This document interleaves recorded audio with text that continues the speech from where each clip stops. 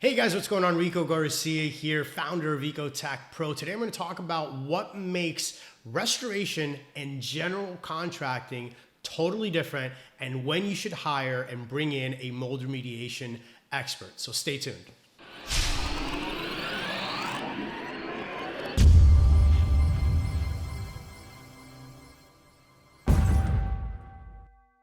Hey guys, what's going on? Thank you so much for going ahead and watching this video today.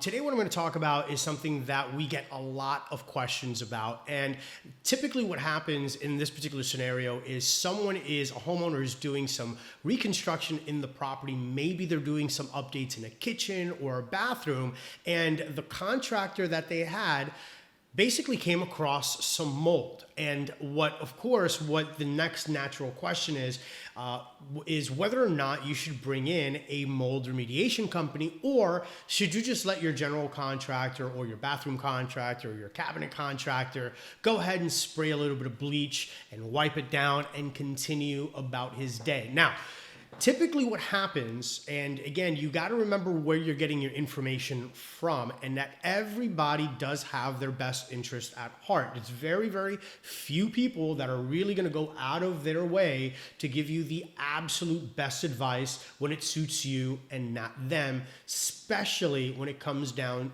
to the construction business. Let me give you an example. Time and time again, we're getting phone calls from customers that are redoing their bathrooms and they're redoing their kitchens, and because these are high humidity areas where all of a sudden they came across mold once they took the cabinets down, to give you an example.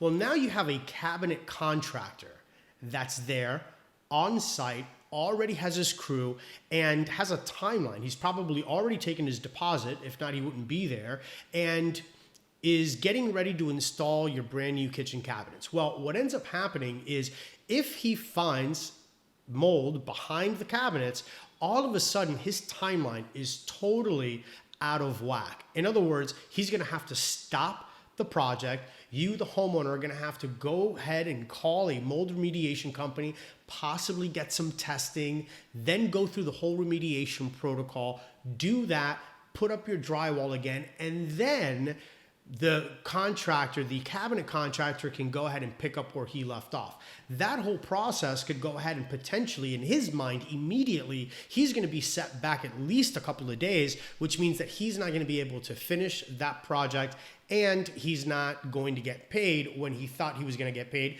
because again, he's probably going to get paid at the end of the project, right? Same thing happens with bathroom remodels, right? You all of a sudden, the bathroom guy is there. He's going to start doing the demolition. The moment that he opens up that wall, there was some mold and some water damage, and he basically has to stop the project. So a project that would have taken him maybe a couple of days or a week from start to finish, now he basically has to stop his project and go ahead and, if he's doing the right thing, get a remediation company in there to do the remediation and then pick up the process from there. So of course, a lot of contractors, and I'm not saying all, because there's tons of great contractors that are always looking to do the right thing, but a lot of them sometimes make the recommendations to the client to say, hey, you know what, don't worry about it. We can go ahead and take care of the mold. And the question then becomes, well, what's so different? Why can't a construction guy or a general contractor do what a remediation company can do? Well, it's really just as simple as everybody needs to stay in their own lane and what they're good at, right? So typically what happens is a cabinet contractor or a bathroom remodeler doesn't really have the background or the knowledge about microbiology and mold and fungus and all of these other things that, go into the remediation protocol.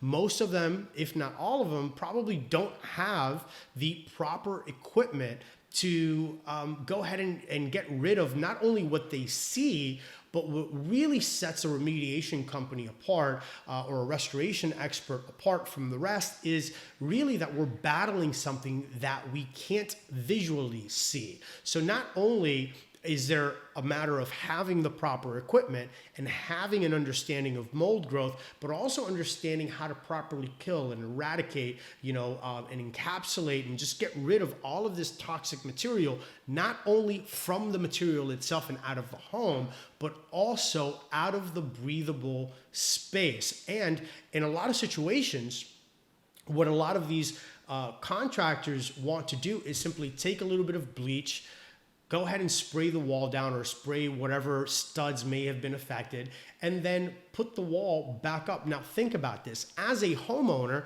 if you're making a pretty large investment into a brand new remodel or an upgrade on your kitchen or your bathroom or any other area of your house, and you're putting expensive stuff, brand new stuff on this wall that was contaminated, wouldn't you want to know that all of the mold or whatever kind of damage or toxic material that was there is totally, eradicated in order to protect that brand new investment? Because at the end of the day, it would really suck and it would be really sad to go ahead and have brand new kitchen cabinets installed, and then a few months down the line, those brand new cabinets are now being affected by mold simply because the contractor either A, didn't know, or knew better, but just wanted to go ahead and get in and out as quickly as possible. So why is it that a contractor, and again, when I'm saying contractor, I'm talking about the remodeling contractors, probably shouldn't go ahead and do anything related to mold? Well, number one, it's a matter of licensing. If they don't have the right licensing,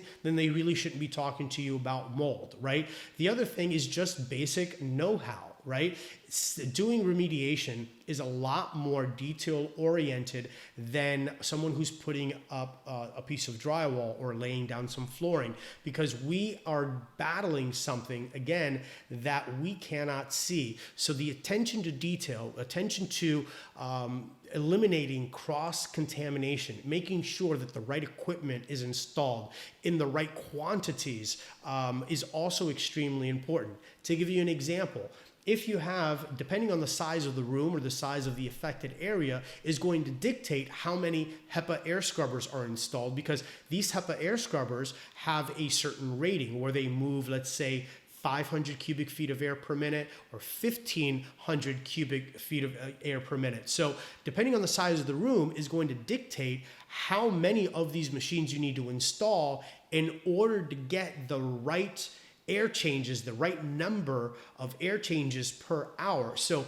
everything has a formula, and unfortunately, or fortunately, depending on how you look at it, most of those contractors, the remodelers, just they haven't done it enough to really give you the absolute best advice on how to properly eradicate the issue. So if you are in a position to where you've, have caught yourself in the middle of a remodel and then all of a sudden you came across mold, really what should take place at that moment is the project stops immediately for the purposes of preventing cross-contamination and potential further damages.